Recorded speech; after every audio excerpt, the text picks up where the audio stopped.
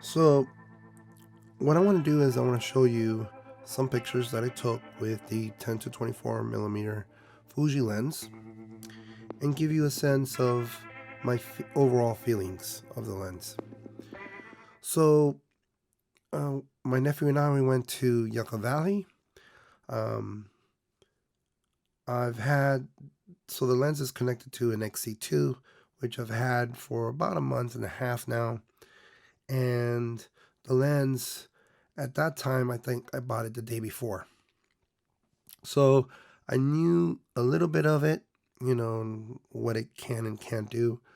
And two of the features that I really don't like, and I thought, well, maybe I can get over it, which is one, the aperture ring that doesn't have any numbers on it, and two, the f-stop going to 4. And of course, there are ways of getting around that, and we'll talk about those as we move forward. But here's one of the pictures that I took. Over here we have a chola um, succulent. I know I had the OIS connected here, but you can see there's some blurriness on the edge. Well, that's not a that could be changed as if you have a tripod, and which I didn't. Corners look great. 10 millimeters is awesome because you can stretch out more. Um, Definitely, I feel that I would like to even go more wider than that, but that's as much as the camera can go. Another thing about my XT2 that I did was that I had it at 400% dynamic range, and that's because I was so motivated by Chris Nichols, or sometimes when my nephew and I call him Chris Quarters in the camera store channel, YouTube channel, was that he had a Fuji camera and he put it into 400% and took a picture of the sun with a building. And he was like, oh, look, it did a great job. Yeah, it does do a great job, but there's some noise to it. So forgive me that it doesn't look too sharp if you start, really looking close to it. Here, 24 millimeters. Um, some of the details in the rocks. 4 f4. You can see that there's um, you know less focusing as you go out from the center of the picture here. This is at 10 millimeters. You can see the details in the bushes look great, and the clouds. So nice. I mean, it's taking the pictures. Um, this particular cactus apparently is, not a very friendly cactus to people. Apparently, it can go through your shoes and get into your clothing and so forth. But 24 millimeters, you can see some details. Corners look pretty good, and I don't see anything wrong with this picture. And then we turn the camera over to in the opposite side of the sun. Really nice. It rained that day. This picture has some. If you look over here on this side, picture's a bit blurry. This is at 1600 at f13, and that's because at 1/60th of a second, as you might know, if you have an XT1 or an XT2, 1/60th of a second, if you have something like a 1655 2.8 lens, you're going to get some blurriness, regardless of what ISO you have and so forth. That's been sometimes you'll get it. Not all the time, but sometimes you'll get it. And with the OIS set, I would have thought that I wouldn't get so much. But there was many pictures that I was taking with this particular camera and having the OIS set that I didn't feel like the pictures were that sharp.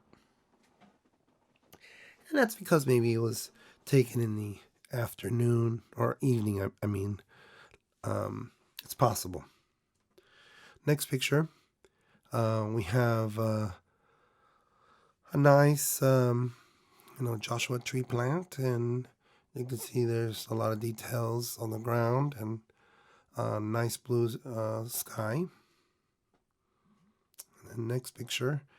This is a nice example of how you have things in the background and the foreground, and they're sort of like put together in one picture. This is the main thing that I want to use the camera for. Like, for example, taking pictures of buildings and being close to the building while I'm taking the picture. But you can see that there's a lot of details. We can, increase the shadows a little bit here so you can see. So, there's that dangerous cactus, and here's a yucca tree. Let's move on to another picture. This one's vertical. Now it's getting a little bit more darker. Corners look great. And I can always pump this up a little bit in terms of exposure and so forth to make it look a little bit better. This one I told the XC2 to stitch a whole bunch of pictures together, and it did. And it did a great job. I mean, definitely something like the 1655 wouldn't give me so much room. Yes, you're supposed to make sure that there's more sky or more ground. I, for whatever reason, like to have it sort of like in the middle. Not all the time, but in this case, yes, you got to see this. Again, not bad. Not bad for, again, holding the camera without a tripod. And at 1250, 4.0, 1/125th of a second. This one is same time. Sun was going down. We were in blue hour, quote unquote, and it did fine. One thing that I was really impressed, and Fuji does this, the camera does a good job, is taking pictures at night as long as there's enough light in the subject. The beautiful thing about this camera and is the blacks. I mean, the blacks are black, and you can even see some stars apparently on this, which is pretty incredible. At 1/30th of a second, 200 ISO. I mean 2000 ISO. I'm pretty sure that ISO could have been lowered a little bit more, but 2000, and it looks fantastic. So here's another picture during the day. This is the day after. Not a great picture, but you can see some details in black and white. This one's a better picture. You can see the sun and the cactus. This one's, I believe, at 400% dynamic range. ISO is 800. F10. I didn't have any like ND lenses or anything like that. Straight out of the camera, took the picture. Not bad. Not, I thought it did a great job. Here's another picture. Same cactus, different position. The lines are really nice. You can see a lot of details. Next picture here. And you can see the corners look really nice. There's not much distortion going on. I mean, you'll see the distortion if you take a picture of a person, and you'll see that their arms are longer and so forth if you take a close up of them. But in reality, when you take a picture like this, sure, if you have the eye for it, you'll see that there's some distortion to it. But overall, nobody's really going to see that. And here's another one. I like this one, black and white. ISO 800. You'll notice that a lot of my pictures have very high ISOs. I'm trying to remember why it was that way. Definitely, I didn't have it at 800 ISO. F13, trying to try to make sure that I can have nice depth of field. Same picture at a different angle. And this is my last picture with using this lens and 10 millimeters. This one's an HDR. This is probably the camera putting the, bracketing the pictures and putting them together, and it did a pretty good job. Again, I've touched on it a little bit.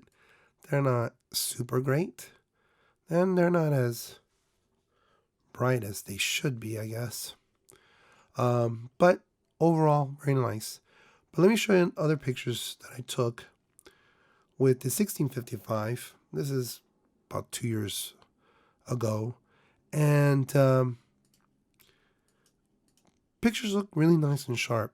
And that's probably because of the settings. Not at 400%, I hope, in dynamic range. But you can see a lot of details in the rocks compared to this guy here. I'm pretty sure that's the reason. If not, then I'm not sure if it's the camera or the lens, but I'm pretty sure it's the dynamic range that didn't allow me to have that nice sharp look to it. And compared to this, really nice. This is of course the XT1, and then this one right here, this is the XT1 with the 16 to 55 millimeter lens. You get close up, there's not a lot of noise. So now you have kind of like an idea what the two lenses can do. I really think that I don't need that little bit extra, field of view if I need it. There's two things that bother me on this lens. One is the aperture ring, and without the values, and a lot of people say on YouTube, well, you'll get used to it, you just use the dials or whatever, and you just got to be more careful. Well, that's the problem. The beautiful thing about the X system is that you set the camera and you go, right? And you're not worried about the settings because they should be consistent. You're worried about composition, tone. You're looking at, trying to make sure that you get the right picture. You shouldn't be worried about, that your f-stop changed because you barely moved the dial, and because it hasn't done anything before, and now it's doing something. In terms of the camera, that front dial that you have on the XT1 or XT2, it's like a scroll dial or something. That's one thing. And the next thing is a 4.0. I know that 2.8 is kind of like the bare minimum, I think, for low light. And sure, a lot of people will say, well, you got the OIS, and they'll give you 2 stops and so forth, and it's great. Well, the thing is, I don't work in shutter priority sometimes. I want to get things done right away. Not think so much about, changing the settings. Yeah, sure, I got to think about exposure compensation maybe. Maybe a little bit of aperture priority to make it a little more artsy and so forth. But, if you start talking about, changing your shutter speed and trying to figure out, hey, your ISO is really high because your f-stop is at 4 and it's really getting dark, and all of a sudden you're at 1/16 of a second, is it really going to take away my shaking? Probably not. If it was on a tripod, sure. If it was taking a lot of exposure, yeah. But that lens, the 10 to 24, that's a pretty heavy lens a little bit. And if I wanted some type of lens that gave me something that's wide and also prime and very low in terms of the aperture, I would probably get the 16 millimeter 1.4. I've taken pictures with that at night. Beautiful, beautiful lens. Very heavy though.